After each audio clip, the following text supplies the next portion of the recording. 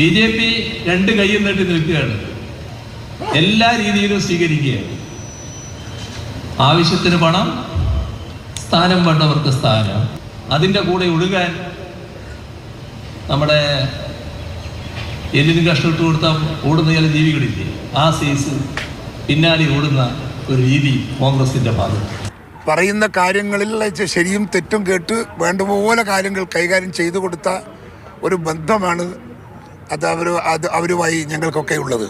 പക്ഷെ അതിനെയൊക്കെ മറികടന്നുകൊണ്ട് അവർ പോയതിൻ്റെ അകത്തുള്ള പ്രയാസം ഞങ്ങൾക്കുണ്ട്. പോയത് ശരിയായില്ല, പാർട്ടിയോട് ചെയ്തൊരു വഞ്ചന. കോൺഗ്രസ് തകർന്ന് തരിപ്പണമാവും.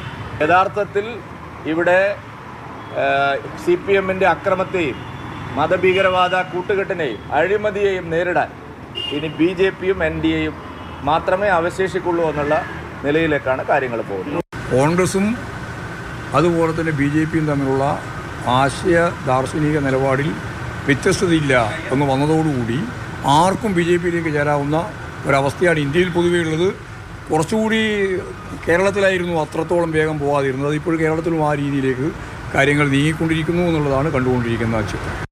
അവരാകെ ചെയ്ത അവരുടെ സാമൂഹ്യ സേവനം കരുണാകരൻ്റെ മകളായി ജനിച്ചു എന്നുള്ളതാണ്. ഇങ്ങനെ സ്ഥിരമായി കിട്ടിക്കൊണ്ടിരിക്കുന്നവർ ഒരു തെരഞ്ഞെടുപ്പിൽ കിട്ടിയില്ല എന്ന് കാണുമ്പോൾ പിറ്റേ ദിവസം കൂറുമാറുകയാണ്. അതിൽ എന്താ ആദർശമുള്ളത്?